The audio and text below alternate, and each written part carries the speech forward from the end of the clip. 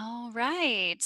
Hi, everyone. Welcome. Thanks so much for attending the resume workshop. And we have an employer panel as well. We will go ahead and get started because we've got a lot to cover and a lot of great info to hear. All right, so quick intro and just point out who's who you're seeing here. My name is Stacy Hoyle. I'm the Workforce Development Manager for the SOMAH program. And I have a few other colleagues from the SOMAH Program Administration team here helping me today with the webinar. Daisy, Luis, you can give a little shout out, woo woo. We also have some great presenters who are going to be taking us through the resume writing 101 session, and that is Anthony Semperio from Rising Sun Center for Opportunity and Wanda Lee Stevens from Grid Alternatives. Thank you all so much. And then we also have 3 additional panelists today, and they are executives and solar recruiters from different solar companies that are going to give you their best resume advice, hiring insights, and all kinds of good tips. So excited for that. Thank you for being here, y'all. And I'm also just gonna note that we're all working remotely, and forgive us if there's any background noise or distraction. We are doing our best as everyone is, so thanks. So if you're not familiar with the SOMAH program, it is a California statewide program that provides financial incentives to install photovoltaic energy systems on multifamily affordable housing properties throughout the state. And with every program funded installation, there are 1 to 2 paid job training opportunities for folks to get hands-on training in installation, system design and engineering, or system commissioning and maintenance. And tenants of the SOMAH properties and students and recent graduates from solar or green building construction job training programs are eligible for these opportunities. So you can sign up. We have the job trainee intake form, which I believe Daisy is going to chat in if you would like to sign up. And if you have any questions, you can always email us at workforce@calsomah.org. So I'll just note that the webinar today is the second part of our 3-part series, the Solar Career Pathways and Resume Writing Workshop series. And there is still time to sign up for next week's session, which is the virtual resume review day. We do have some time slots available where you can get a one-on-one resume review session with a trained volunteer and get some great tips and advice on that.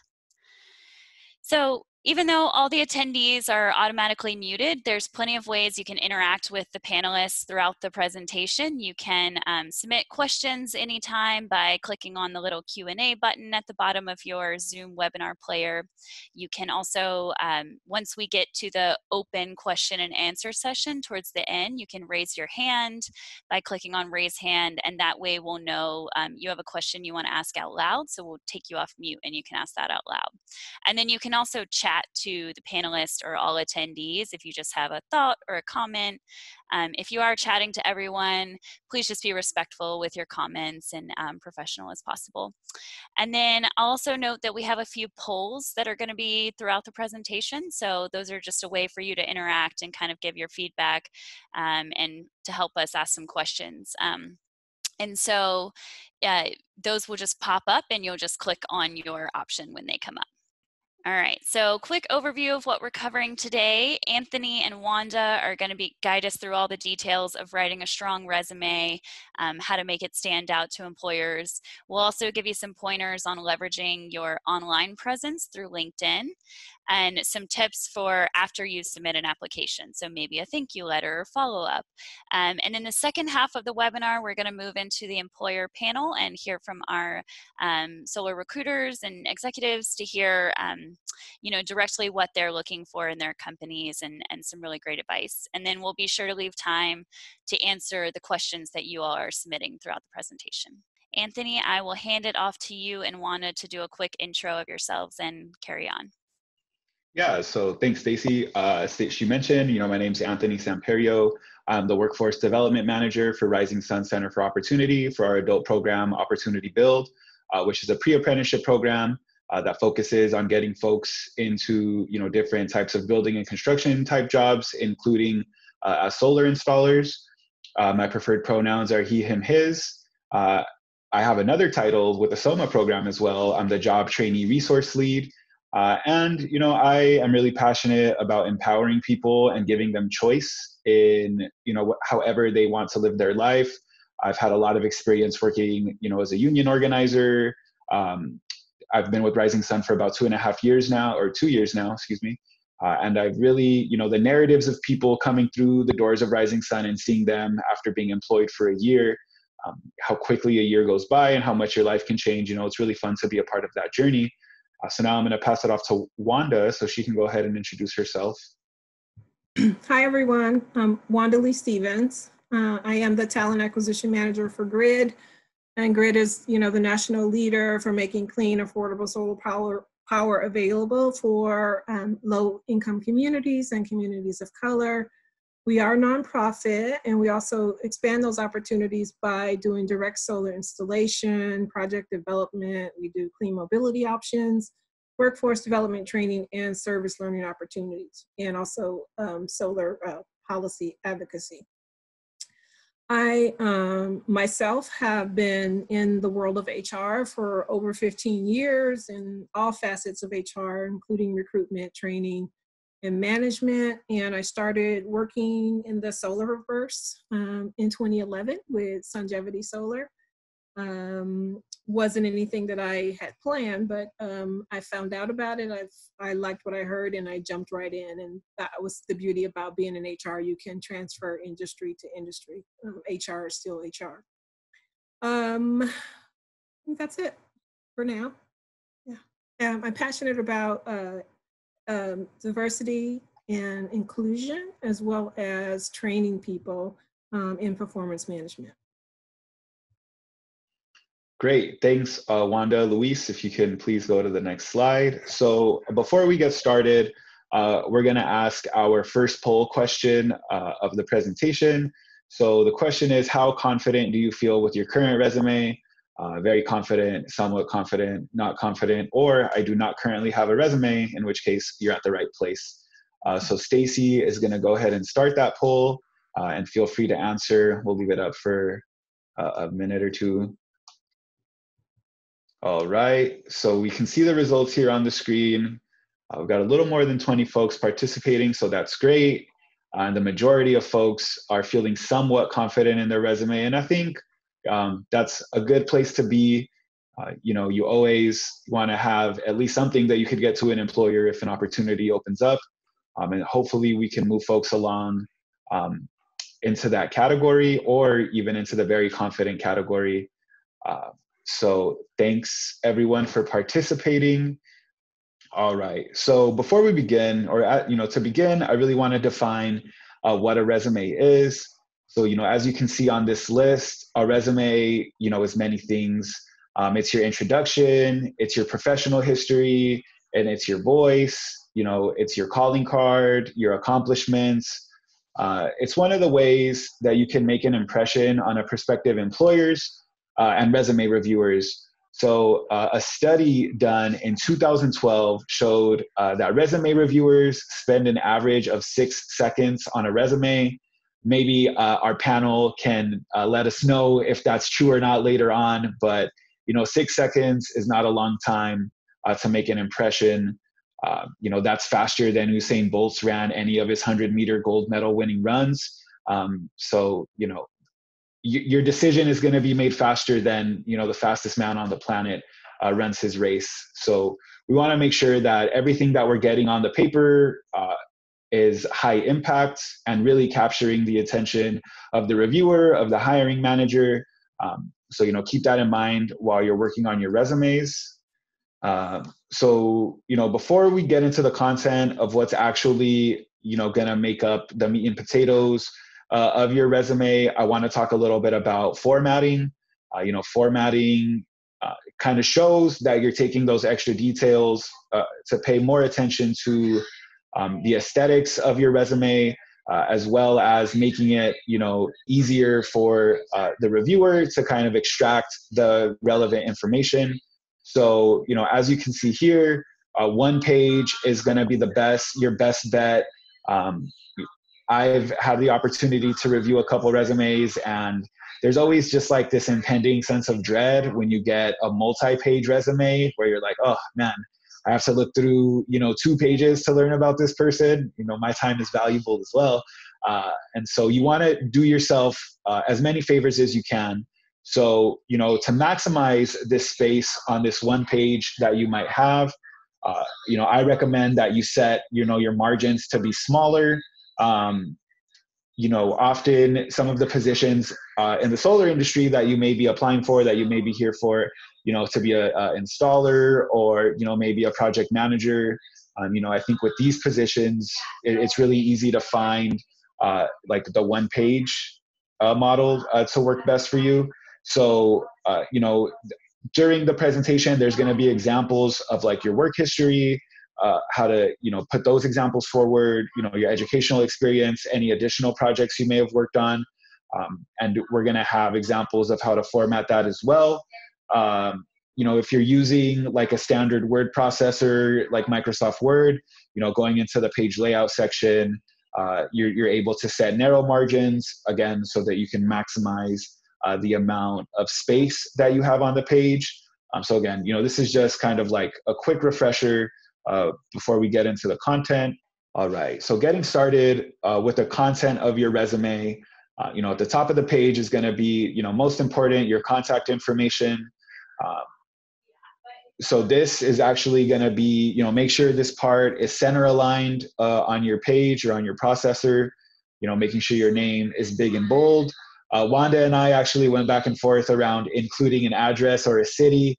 I think in the industry that I primarily work in the building and constructions industry, there's often incentive to hire folks based on zip codes. But again, we don't necessarily like put, your whole street address out there. Folks do have their own, internal biases. So they may look up what neighborhood you live in, and that may affect, their perceptions of who you are. So, I think, including your city might be a good idea, maybe your zip code, having an up-to-date phone number that you're answering consistently. I know my generation, we don't really like answering the phones, but when you're applying for a job, you're going to want to answer, phone calls from numbers that you may not recognize because, it could be a job opportunity on that other line. Something else that I want to mention is including your email here. As you can see, I've used our workforce at calsoma.org for this Jane Doe example. I do recommend that if you have a non-professional email, that you change it so that it's, maybe your first initial and your last name, or some combination of, your name, so that, you're not sending what may have been your first email address to a prospective resume reviewer. And again, there's ways to shorten hyperlinks for LinkedIn accounts. And you may want to include that there, at the end of the email. Just so that, you're getting all of that information in. All right, so I'm going to discuss this professional summary first. So you may have used this space to list out your objective before. However, a lot of resumes are being sent digitally now, so you have an email to kind of expand on, the objective or why you're reaching out. The goal of the professional resume is really to introduce yourself. The professional summary is to introduce yourself, tell them a little bit about what interests you have in the field, something and a good thing an employer may have said about you or would say about you previously. And it's also, a place where you can highlight maybe some relevant skills that you have. For the solar, PV installer positions, you might want to talk about experience you may have.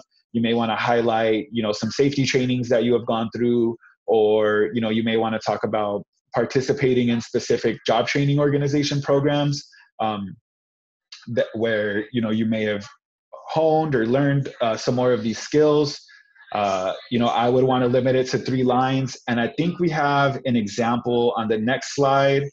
So this one, I think in our formatting, this one expanded to 4 lines, but in your resume, you would want to keep this section to about 3 lines. So, as you can see, you would want to list this right under your contact information. You're a certified, PV installer with OSHA 10 credentials. You enjoy learning new skills and techniques to perfect your craft as an installer. and your employers would say, you know, you're hardworking, dependable, and willing to learn. So a nice, clear, succinct summary that gives the reviewer some insight into your past, and also highlights something that a reference might say about you, and talks about your work style. Let's go ahead. I think Wanda wanted to talk a little more about professional summary. So let's go to the next slide, and I'll pass it off to Wanda. So this is your opportunity to add your personality as well as your human side, in addition to your professional ask for the personal summary. So I think it's okay for you to use statements that are different from just what you do at work. You want to demonstrate that you are passionate about that particular type of work, and include that into as what you are looking to do. So you want to add your personality, use your words that are your words, and then state your intent. You want to be sure that you are saying what it is you're looking for, because we don't want to figure that out for you. All right, so now, you know, the next part of your resume, we really want to talk about our work experience. So there's two strategies for listing work experience. One is chronological, which sort of reads as a story in your career timeline. The next is targeted. So that puts, you know, your most relevant experience at the top, and then kind of follows along in talking about why, you know, your experience is relevant to the job that you're applying for. I think it's recommended that if you haven't had any significant gaps in your employment, to list your work experience chronologically. And if you have way too much to put on one page, you might want to use a targeted resume that highlights the specific skills or the specific job experiences that are relevant to the industry that you're applying for. So this is an example, right, of how you would want to list out your work experience. You know, formatting again is key. So where you see it's bold, you know, make sure it's bold in all of your examples. Where you see it's italicized, you know, making sure that you're italicizing at all the examples. You could see where it says dates employed, that's sort of right justified, or there's right alignment there. So it goes all the way to the end of the page. A nice clean, you know, line on the end of your page there. You know, in this area, you're going to want to present, you know, your day-to-day operations, referring to the job description to craft your messaging. Making sure you include any goals that you might have reached, specific projects, or, you know, other parts that you can highlight as a success in this job. And you want to use no more than 3 bullet points per job. I do want to say, I know I may be going a little fast here. We're going to be sharing out the slides as well as the recording. So if there's a part of your resume where you feel like you may need some area of improvement, you know, you'll have this slide deck to go back to. You can always reach out to the workforce@calsomah.org email. I'll be monitoring that, and I can follow up if you have any specific questions, or you could sign up for the resume review workshop next week. So, you know, as I mentioned, you may want to highlight any additional projects and experiences that you've been on. So once you're done listing your work experience, you can move into this section. You know, you can talk about in this section any special projects that you've worked on, any training programs that you've gone through, any volunteer experience, or any opportunities where you've taught any of these skills. You know, this section, you want to list, you know, relevant programs to the job that you're applying for. You know, if you would have gone through the Rising Sun Opportunity Build program, you know, that's a SOMAH approved JTO training program where you have, you know, relevant hands-on skills experience. You know, you earn a couple certificates. Another program that you might want to highlight is the IBT 200 course, or the Installer Basic Training course that Grid offers. So, you know, use this section to discuss maybe non-paid opportunities, but, you know, still opportunities that are relevant to the job that you're applying for. And I think the next slide has an example of how we would want to format that. So again, you might want to put like the project title in bold, the dates of the project, you know, over on the right side, the location, and then, you know, just a quick summary that highlights your role in relation to the job description. So if you were like a project lead, or if you attended a training program, you know, this is all information that you're going to want to add, especially if it's relevant, again, to the job that you're applying for. So I think the next slide we have is going to talk about terms. And Wanda, I'm going to hand it back over to you. Okay. Yeah, so you want to be sure to use the keywords and terms that are very relevant to what you're looking for. And it's okay to repeat them And even sometimes in some jobs where you have maybe an internal job description that does not match industry, you can also call it a solar installer, or some people call it a installation maintenance person, or a solar outreach coordinator, or outreach program assistant. You want to make your titles as consistent as possible, because what recruiters do when we begin searching for our talent, we use our search tools to do expressions and keywords. And the way, as you know, search engine optimization works is that the more hits you have on a particular resume of that specific title or skill, the more that your resume will rise to the top of the list, right? So you want to just be sure that in each job description that you have, or in the summaries, that you use repetition of those specific titles so that your resume comes up. And you'll see them on some of them, they'll say you match 7% or 7 out of the 10 skill sets for this particular job. Some of the job boards do that for you. They let you know what your ranking is. But it's very helpful to repeat. That would be my advice there.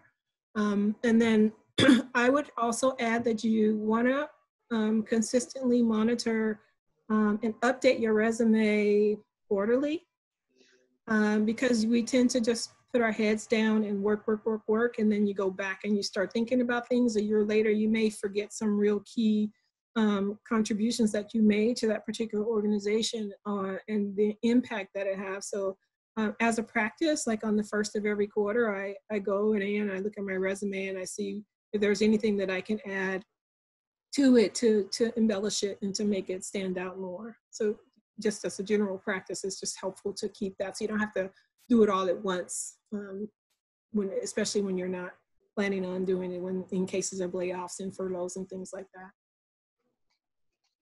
Yeah, that's great advice, especially updating your resume while it's all fresh and while you're doing the job. I think that's how you can maintain a strong resume. We're going to cover a couple more sections here. Luis, can you go to the next slide, please? So now we're going to talk about your secondary educational experience. So I know in the trades that I work in specifically, some jobs do have a high school diploma requirement. So I ask our trainees to list that. But if for some of these jobs, if you've completed any kind of secondary education, any kind of degree, any kind of certificate through an educational program, I think we want to make sure that we're listing that. So I have a brief example here that sort of discusses, how you want to list that. You want to list, the title of the program, the degree or the certificate that you may be in progress for, or that you may have achieved, the name of the institution, where it's located, the dates you attended, and, if it's in progress, you can definitely add in progress there. If you had a graduation date, you definitely want to add the graduation date in that section. So the last part of your resume, you want to talk about any, technical skills, relevant certificates that you may have. A lot of industry jargon gets thrown around on resumes, and I think it's for the benefit of the reviewer.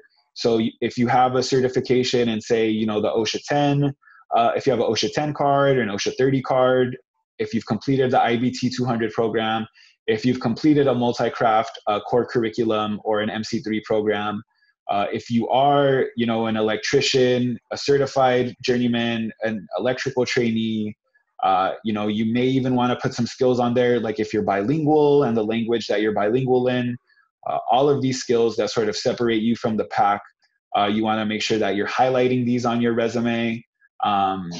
So as far as resume content, I think that about covers it. Wanda, I'm going to kick it back to you to talk about LinkedIn before we get into our employer panel.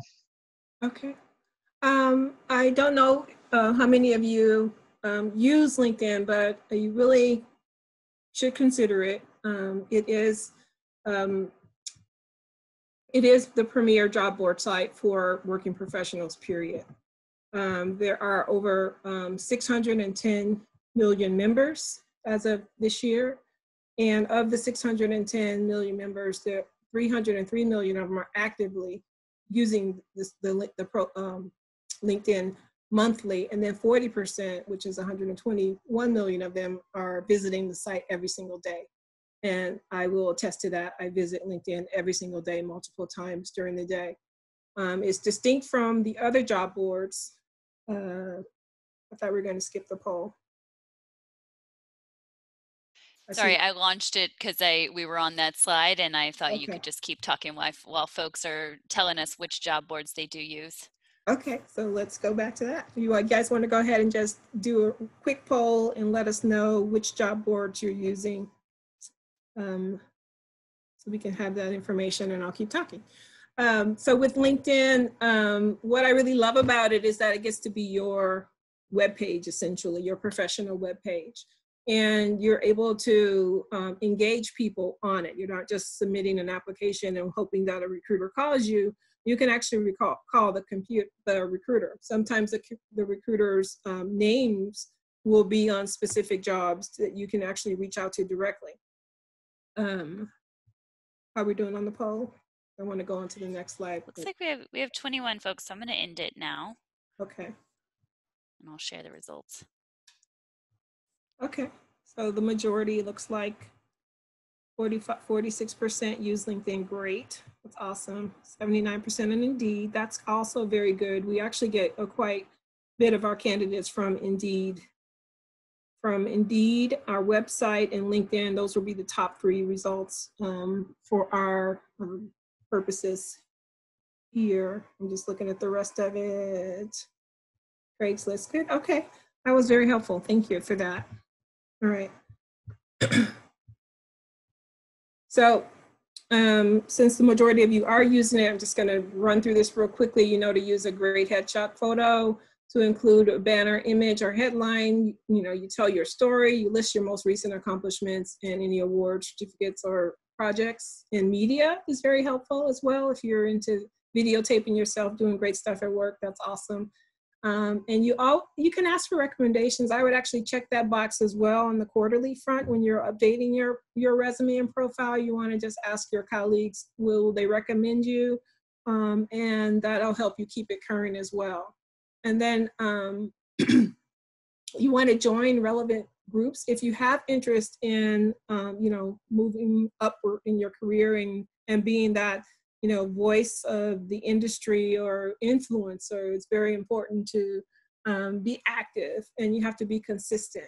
Can we go to my webpage real quick? I'm just going to show an example for the other 50% who have not used it.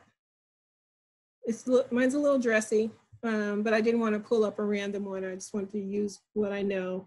If you could just scroll, you see my banner here. As I told you, I'm passionate about talking about diversity and inclusion. So I actually wrote a book and I threw it up there with letting folks know that I'm happy to talk about race, but it's interesting that everybody is not.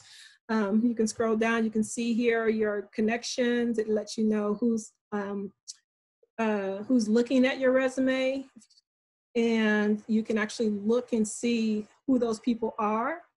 And that's a good way to network as well, because if you see someone looking at your resume, you can send them an email and allow and have a conversation with them.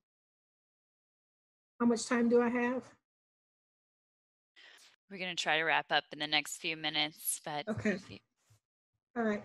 So just to wrap up LinkedIn, it's a great tool. It's something that I think is necessary for professionals to have. That's a media that you're looking at right now. And then that's my activity posting there. I am trying to make myself an influencer and branding myself as someone who's interested in race and race relations and diversity, equity, and inclusion. So I do post quite frequently and engage others that are in the same discussions.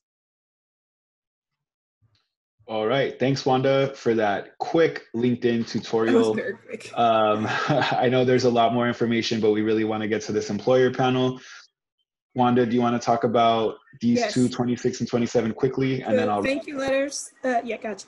Thank you letters, always, always, always. You want to just follow up. It could be either email or it could be, in this case, this candidate sent a thank you video, which I thought was really cool. I heard the race was very close, and I don't know if this was an actual differentiator for him, but he sent a video thank you letter, and so we're just going to play that real quick so you can see what he did, and he did get the job. I'd like to take a minute or so just to say thank you for the opportunity to interview for GRID's Bay Area Executive Director position. It's been a thorough process, and I've enjoyed both meeting and beginning to get to know the team. I continue to be impressed with how you're doing the work of delivering solar and renewable energy to the communities you serve, and I'm very clear on your commitment to those communities just based on the consistency of the answers to that question across the team. I've gotten a sense of the challenges that you're facing and that the position will require creativity, agility, flexibility, and caring. And I also get the importance of continuing to cultivate your culture of equity and inclusion. And we are in uncharted territory in unprecedented times. The shoes to fill were already huge, and we're not sure what it'll take to maintain, let alone expand upon what's already been accomplished. I've shared some of my experiences as an entrepreneur, as a leader, a program project manager, an engineer, consultant, coach, and colleague that have prepared me for this potential next chapter. And I am up for the challenge, and I'm excited about what's possible. Not just because of what I think I can bring to the table, but with the foundation that your team has already developed and the story that there is to tell. So it would be an honor and a pleasure to join you in helping to fulfill GRID's mission. Thank you. So that just a way to differentiate yourself from the other competition, and he did do the 3 key highlights about why he'd be great for the role. You could do the same in Word or in voice. Okay. All right. That's a really creative way to send a thank you. No, I never thought of sending a video, but I guess in this time, everything's kind of changing. We're just gonna go ahead and wrap with some quick do's and don'ts. So remember, be very brief, have power in your language, show a lot of enthusiasm, make sure you're researching the company's name, the company's experience, the kind of work that they do, and make sure you're tailoring your resume to fit the job description. Check your grammar. Sentences start with capital letters and end with periods. I often just see resumes with just lines with no ending. So making sure that your contact information is all up to date, professional emails, and if we can go to don'ts, to the next slide. So don't include your address, your physical address. Again, it's a toss-up. I think Wanda and I are in different camps around including your city. Don't make a list of your duties or accomplishments, making sure you're really highlighting what your day-to-day operations are. This isn't a spot to list your references or to add your picture. That's what your LinkedIn is for. Your references can be included in a follow-up email. Don't be redundant in your statements, but it is okay to use key terms. And again, don't sell yourself short. Y'all are all fantastic individuals with a wealth of work experience, and it's all valued. I know that was really quick, but I'm going to pass it back over to Stacy to introduce.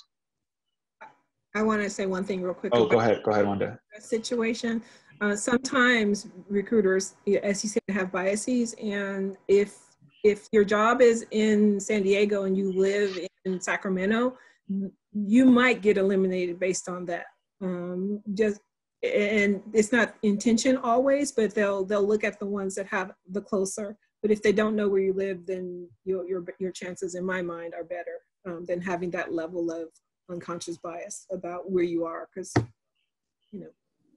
Hey Wanda, I'd like to piggyback on that. You make a good point. If you're out of the market and to a job you're applying to, you will likely be eliminated because of the sheer distance. So I think that makes a good point to make a statement like a small paragraph starting off in a type of almost a cover letter saying, I live in the Sacramento area, but I'm going to be relocating August 1st to the San Diego area, and I'd like to let you know that that's my plan. So I think letting people know may draw them back in, especially if you have relevant experience. Yes. Great. So I think we have one more poll. So what part of your resume do you feel the least confident with and would like more resources and support? So you can see, the different parts of the resume here. So go ahead and answer that.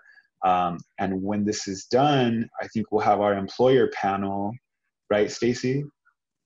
Yes, we do. And I know some of our panelists do have a hard stop at 12:30 Pacific, so we are going to try to get in as many questions as possible.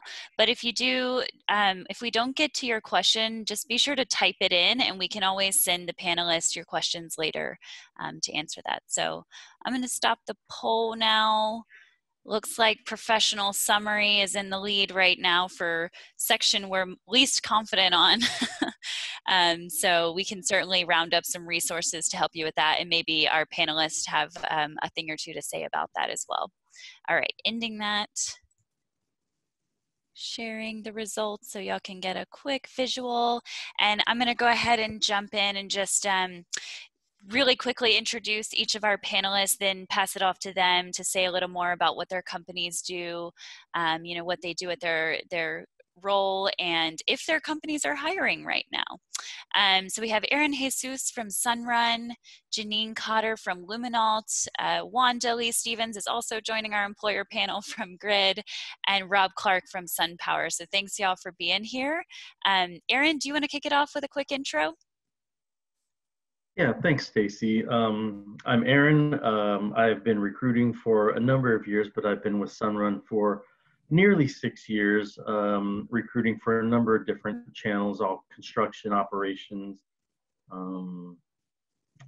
training, project coordination. I mean, you name it. I've been around long enough to have touched a lot of different aspects of the business. Definitely passionate about solar and renewables, and wanted to just say thanks for participating today to the 39 participants, and thanks, Stacy, for involving Sunrun. Thanks, Erin. Janine, would you like to go next? Hi, good morning. Thanks very much, Stacy. I learned some things from, it never even occurred to me the SEO for the resume, so thanks for that tip, Wanda. My name is Janine Cotter. I'm co-founder and CEO of Luminault. We're a San Francisco-based solar design build firm. A good half of our projects include solar paired storage. So that's batteries, Tesla Powerwall, primarily. Our bread and butter is residential, though we do a fair bit of commercial and multifamily affordable housing. I think we are unique in many respects, one of which is we have a woman as a license qualifier. I hold the C46 solar specialty license. And so if people think about a solar installer, often this is not what you think of in terms of sort of being technically savvy and understanding the industry. Luminault is hiring. We are particularly looking for solar installers. We are particularly looking for project administrators. That's an in-office position, although people are working remotely now. And we have a designer position open. And so I can share what those job postings are. I'm going to be talking with Anthony and sending him those job postings. And if to the extent that there's anybody that wants to see those job postings, my email is Janine, Jeanine, at Luminault, LUMINALT.com, and I can be reached through Stacy, Anthony, or Daisy, or anybody else. Thank you. Oh, thanks, Stacy. Thanks, Janine. Yeah, and we'll also be sending out a follow-up email to all the attendees. So if you want us to link those postings there, we're happy to do that. Wonderful, thank you. Yeah, great. And Wanda, since you've already introduced yourself, just for the sake of time, I'm going to pass it on to Rob. Yeah, hi, I'm Rob. I work for SunPower. We are one of the pioneers in the solar space. We've been around since 1985. I am the senior recruiter for North America, and I'm actually the only recruiter for all of our verticals across the board. So everything from construction and install techs to IT, accounting and finance, sales, you name it, literally everything from administrative support all the way up to VP level positions.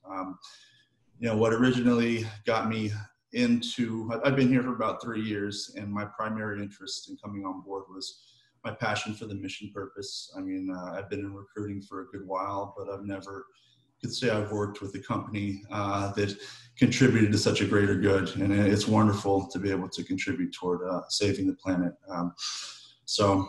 And regarding open roles, yes, we have a ton. I mean, it really, if you go to our careers page, you will see everything from all the verticals that I just mentioned. A ton of install technicians is what we call our solar installers. But all of our verticals, we were on a hiring freeze for a bit, and now it's like the floodgates have opened. So please go to our careers page. Exciting. Thank y'all. So we're just going to hop straight into a couple questions I had to ask the panelists, and I know we've gotten a couple come in from the attendees too, so we'll kind of switch back and forth, but just jumping straight into it, when you receive a resume, what is the very first thing you look for? And you all can just popcorn style. Formatting. Formatting. Yeah, for me, I think that it's the first thing you want to look at is obviously the locale, I should say, of the person in relation to the position that they've applied to. If you're thinking globally, just as an example, we have 2 construction branches in San Diego, one in North San Diego County and one closer to San Diego proper. If somebody applies to one, they may live closer to another. Definitely keep that in mind. But I look for similar titles and experiences, something that can draw recent relevant experience out.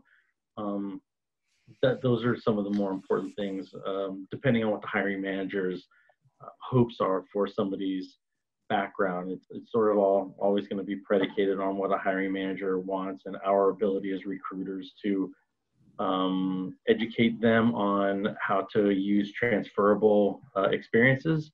So those are sort of some of the things that I personally look for. I also look for cover letters, because if we ask for that and you don't send it, you are sending a loud message saying you don't follow instructions. So if we don't have cover letters and resume only, that's kind of a disqualifier off the top. And then professional summary or statement. I really want to know what you're interested in doing. And I look for relevance. You know, how relevant is your resume to the position? And I think that cover letters are super important. They provide some context that is really necessary to be able to explain why this position is something that you're interested in. And that video that you shared, Wanda, was fabulous, because that's actually his thank you video was sort of like a running through of what and clear understanding that he understands what the position is, how his skill set directly is relevant to that. And that's basically what a resume should be designed to do. Yeah, there's a follow-up question go ahead. In the chat box asking if somebody doesn't necessarily have relevant prior experience, how can they make their resume stand out? So if you don't have relevant experience, you've got some experience that's going to be connected to the job that you're looking at. And so what I would encourage you to do is really think about what skills that you have are transferable and directly relevant to that position.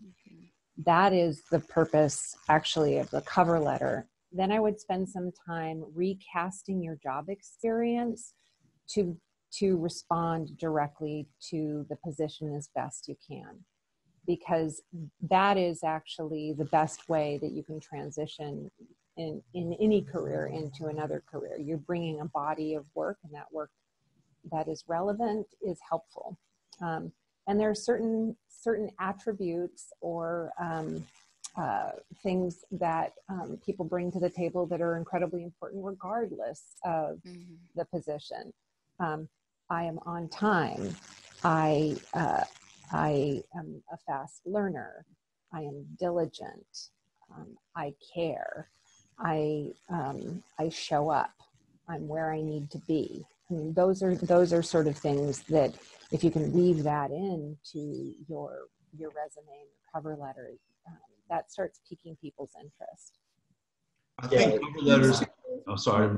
Oh, sorry. Go ahead, Rob. I was going to say, I think cover letters in general are really underutilized. You know, people don't use them as much as they seem to used to, but it will really make you stand out, because I would say honestly, 9 out of 10 applicants I get do not have a cover letter with their resume.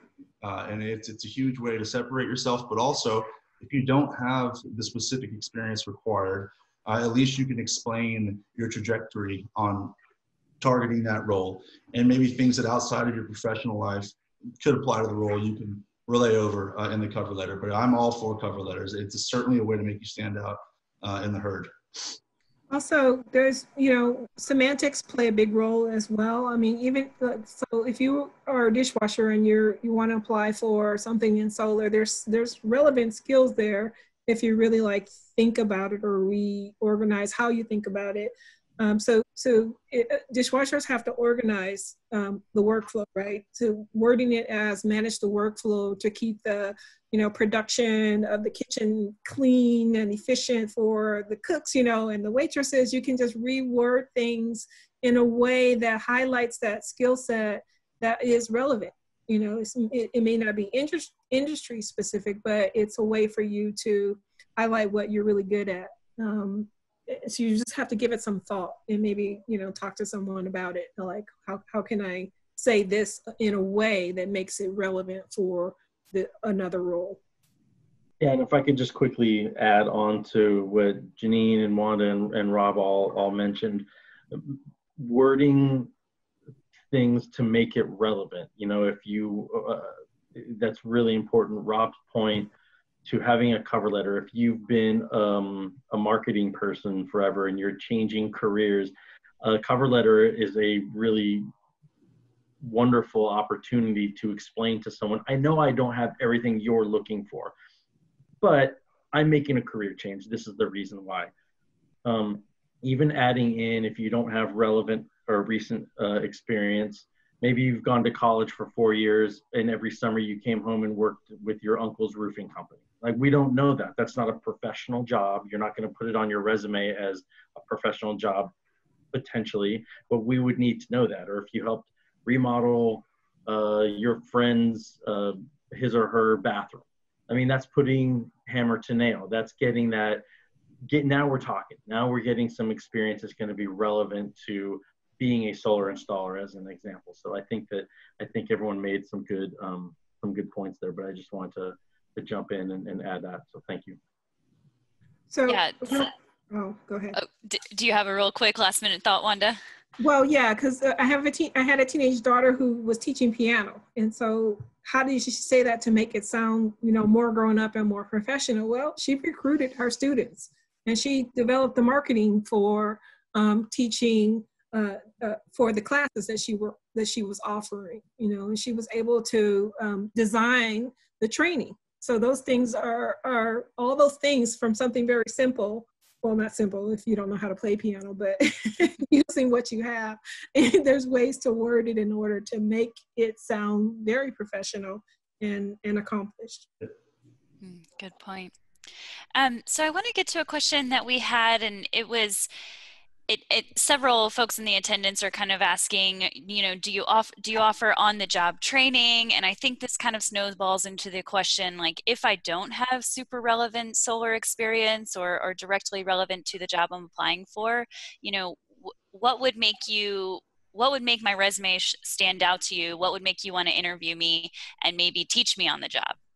Can I answer that first? Because we do have right now over 30 openings, and most of them are for our Solar Core Fellows, and Solar Core Fellowships are on the job training. So you would have the opportunity to learn about solar in construction or outreach or operations, policy, workforce development, and clean mobility. So all of those fellows are on the job training. It's an 11-month program. So I just wanted to say that. And we always look for character and ambition and mission alignment. So those things would count as well. I think extracurricular things as well. You know, if you were a high-level athlete, you played something in college, definitely list that. It makes you stand out. Even high school, if you're you know, a really good athlete, things on that side can definitely show, or if you're obviously a veteran, you know, show that on your resume as well. And kind of like what we were just talking about, a lot of veterans transitioning over from the service side to the civilian side have a ton of applicable experience for all kinds of roles, but they don't always know how to relate it over into a civilian resume. But you see folks like that across the board. A lot of people have skills they don't quite know they have until they think about it. But yeah, I think the things that stand out for me, if someone is not quite right for a role, especially like an installer, for example, if they were a good athlete or they're involved in extracurricular activities and clubs, things like that, that maybe outside of their professional career could still apply to a role such as this. That's a great point. I think one other thing that's pretty important, I think, to highlight is that solar industry jobs have grown over the course of the last 5 years, 5x times what other jobs are growing, sort of on average. That means that we are hiring people and training them, because you can't hire somebody with directly relevant experience if you were growing faster than the general economy. And so I think every employer in solar and every employer in storage is actually looking for people who have experience that is relevant to the job at hand so that they can be trained and deployed quickly. Thanks for adding that. Noting that we only have just a few minutes, time flies when you're having fun. I know that we touched on other aspects of the hiring process or application process, like the cover letter, and I think, you know, SOMAH will consider doing a whole nother session on that and how to really write a strong cover letter. But how about any tips for interviewing, and what does interviewing even look like now in the times of COVID? Well, interviewing right now is remotely, a lot of video interviewing actually in our world. One thing that I would call out is in folks who are coming in to interview, you're interviewing us and we're interviewing you. We've taken some time to look at your resume, look at your LinkedIn profile, read your cover letter.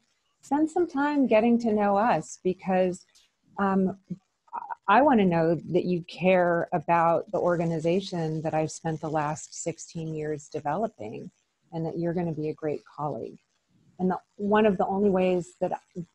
way for me to hear that is that you've actually spent some time thinking about who we are and why you want to be here with us. Yeah, that's a great suggestion. Anybody else? Yeah, with regard, I mean, obviously we're in such a different time now, right? It's not going into an office and making sure that you're just in a professional way or in a way that makes sense for the job that you're applying for. Lots of interviews now are taking place virtually. My company is doing virtual interviews, and I think showing up early is always good. And I think that keeping your background clean and clear is important too. It's not dissimilar to wearing a iron shirt versus a wrinkled shirt. You know, you're going to want your background to be clean. You don't want anything to draw away from the person or the conversation from an interviewing standpoint. And really, to take the most important thing on top of that is you're really just having a conversation. if you take the stigma of I'm interviewing and I desperately want this person to like me and to hire me, taking that away and just you're having a conversation with somebody about work. All it really is. Keep it professional. Don't keep it too loose, but make sure that you understand that it's not the end of the world if it doesn't happen. There is a job out there for everybody. Make sure you present yourself in a positive manner, but also it's just a conversation. Try to keep it this such.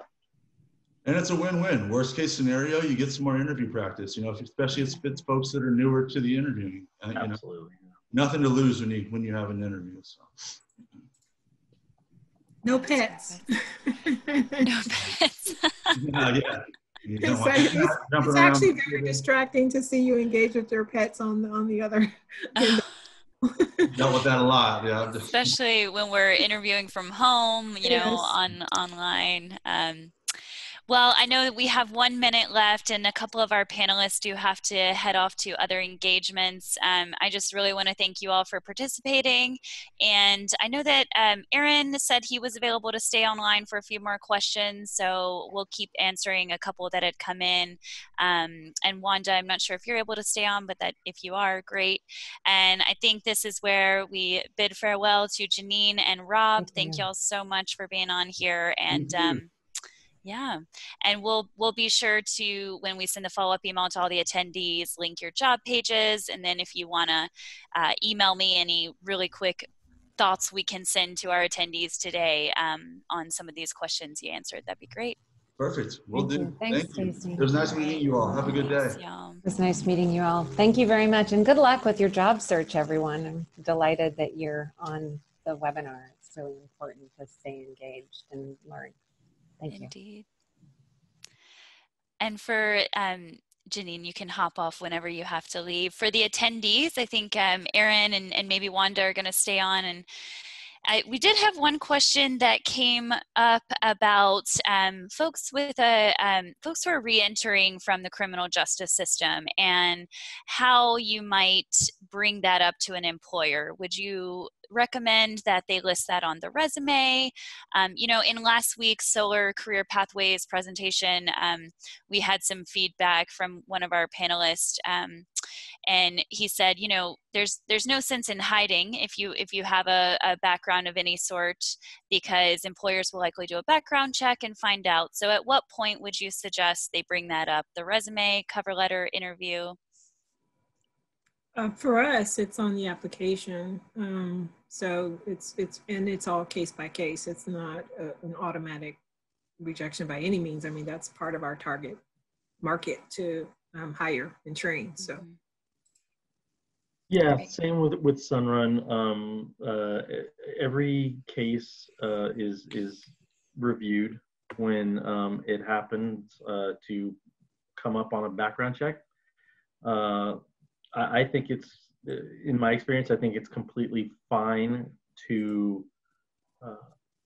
inform a recruiter when you're going through a pre-screen to mention that, because I think there's a couple things here. I think people don't want to waste anyone's time because they've been rejected before, unfortunately.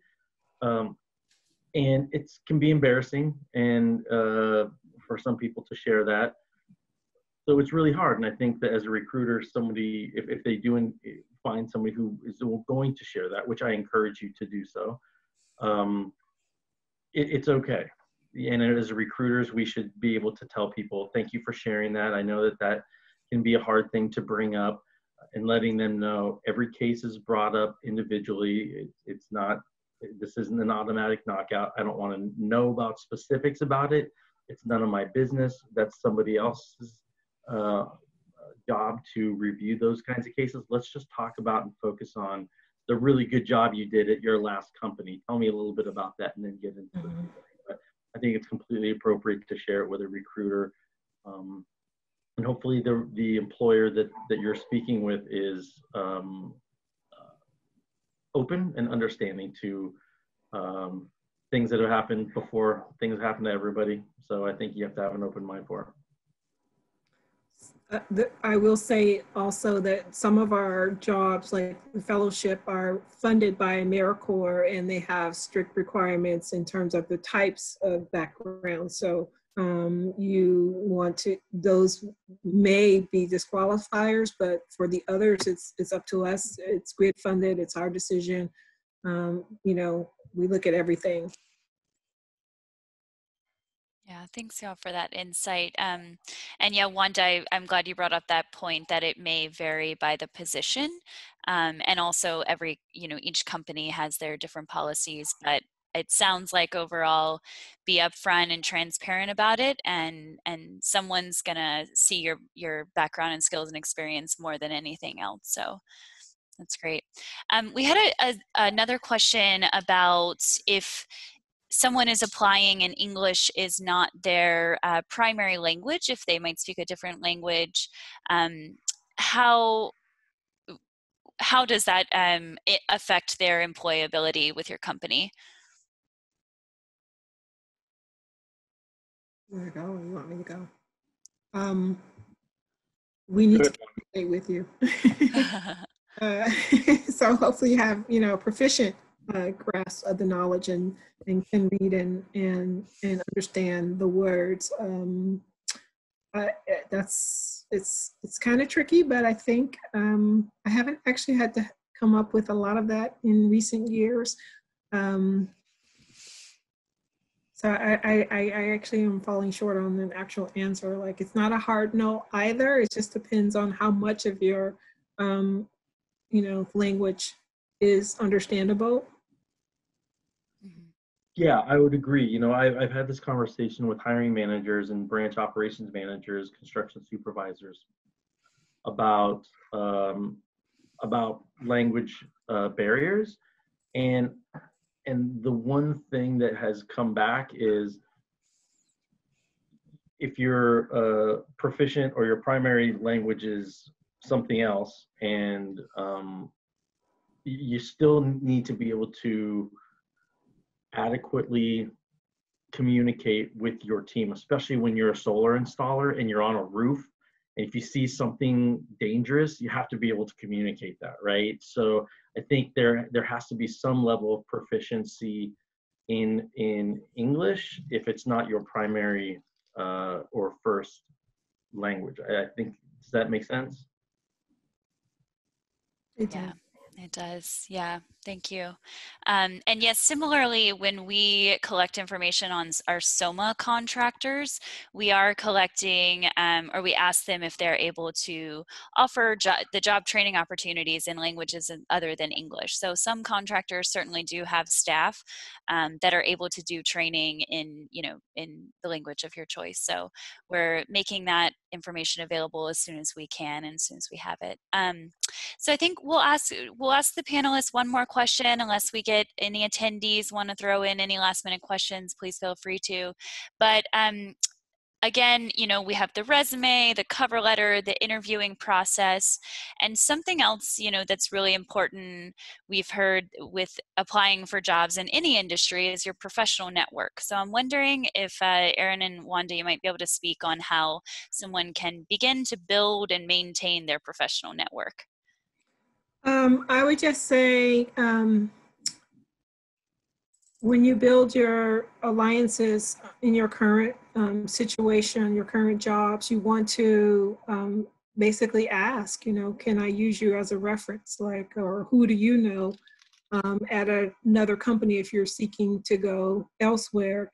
It's important to, I tell my kids who are now young adults and are trying to move out into the world, like, don't make any messes. Do the best you can. And if you make a mess, do the best you can to clean it up so that you have, your reputation begins to build.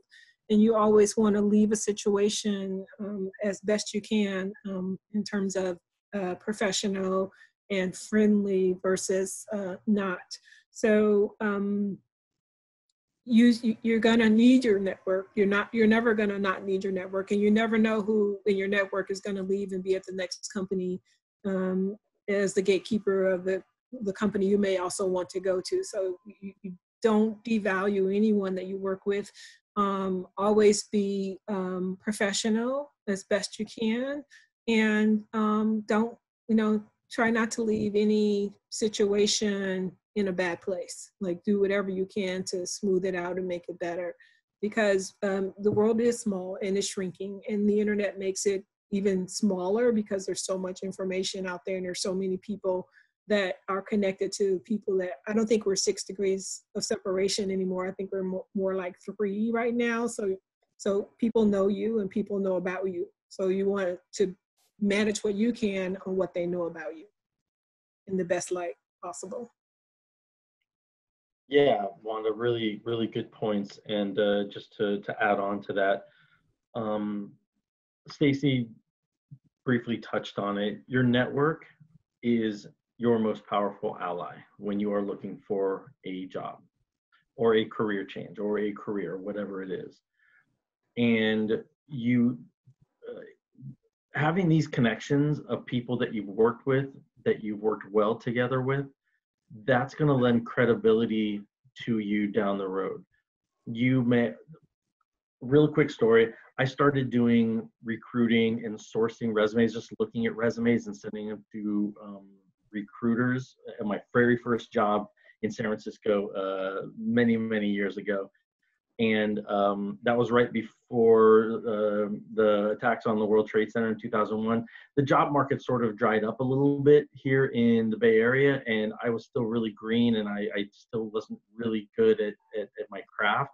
So I got out of the recruiting business for a little bit, and I jumped around and did some sales. I worked at a law firm for a bit. But someone that I worked with at my very first job several years later was looking for someone who could just work from home, send him resumes of people that he was looking for to fill jobs. And that's how I got back into the recruiting industry, because I had established this relationship with this person, and it transcended these 5 years or so, 4 years where I was out of the recruiting world, and I got back in, and I was really fortunate to have that. So always keeping those relationships, building those relationships. When you meet business people, ask for a business card, and whatever it is you discuss with him or her, take a pen and write down very quickly what you discussed with that person. And then when you follow up with an email saying, it was really nice to meet you at this event. I enjoyed talking to you about your company's mission statement and what you're looking to accomplish over the next 5 years. I'm looking forward to staying in touch. Then after that, you're going to want to jump into LinkedIn and have that professional rapport. You're going to want to build there, because that person might hand you or hook you up with an opportunity to interview later. So it's always, always, always important to maintain relationships and build those networks. Anyone you've gone to high school with, college with, trade school with, people you've worked with at your last 2 or 3 jobs, the people you're working with now, those are all people you want to connect, because they may go somewhere and they may want to pull you along if you are able to maneuver that and manage those relationships. So I think the network is supremely important. Yeah, plus one on that one. That's true, very true. I also I see a question about employment gaps, and because I'm a woman, I want to address that real quickly before we shut off, Stacy. So I had to take 6 years off, or I chose to take 6 years off of my career to raise my 2 children. I did not want them to put them in daycare, so my husband and I made the choice for me to stay home with them. And it was a risk, because I was in mid-level in my career when that happened. And then 6 years later, I'm back. But what I found out was that I was doing little projects on the side that were my own thing. And some of those projects helped me shorten the gap, but also it was a huge opportunity for learning. So I was able to transition or to include the things that I had learned in the little small, I guess we call them side hustles now, that I did in order to keep myself relevant. LinkedIn is really good. There's LinkedIn learning opportunities on LinkedIn as well. They have a bunch of classes on a bunch of different subject matter. And it allows you to also link yourself up with industry leaders and influencers. And so following them can help you also stay relevant to what's new and trendy and what's happening in a specific industry. So those are ways to overcome the employment gaps, and you want to say what it is. It's obviously that, you know, on your resume when you look at the dates, there's a gap there. So don't try to feel like you have to hide that. Just say a short sentence about what it was. Time away, hiatus, you know, being a parent, all those things. It's life, right? And so it's may not be relevant that you were away for a while. You might be more refreshed, you know, coming back. You're not burnt out. You know, there's ways that we look at that. It's not always a negative. So I don't want you to feel like you have to hide employment gaps. Wanda, thank you for addressing that. I think that's really important. And yeah, and that cover letter and interview is where you really can explain, you know, things that you just can't fit into that one page on the resume, and that might stand out. So yeah, I appreciate you bringing that up.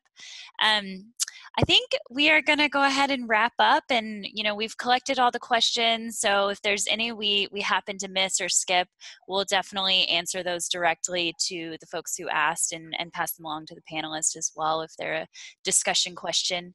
But thank you so much, Wanda and Aaron, and the panelists that had to hop off. We're really appreciative of you being here and sharing this great insight to us. So thank you. And to all the participants, Thank you. if you don't get the job you want, don't be discouraged. Keep Yep. working, stay positive, and keep working on your interview skills. The right job will grab you, and if you work hard, there'll be better company for it. So stay positive. Awesome. All right. Well, I'm going to launch a quick exit poll. If you can just let us know how helpful this was to you. And like I mentioned, you know, the cover letter and the interview process, we may have a whole nother series coming up soon about that. So hopefully Wanda and Aaron can join us again in the sequel to this series. So, and don't forget to sign up for the resume review session next Wednesday if you want to incorporate all of these great tips into your resume. You have a few more days to sign up and then submit your resume for that. So let us know if you have any questions. You can email us at the workforce@cal.soma email. And thanks everyone. Have a great day.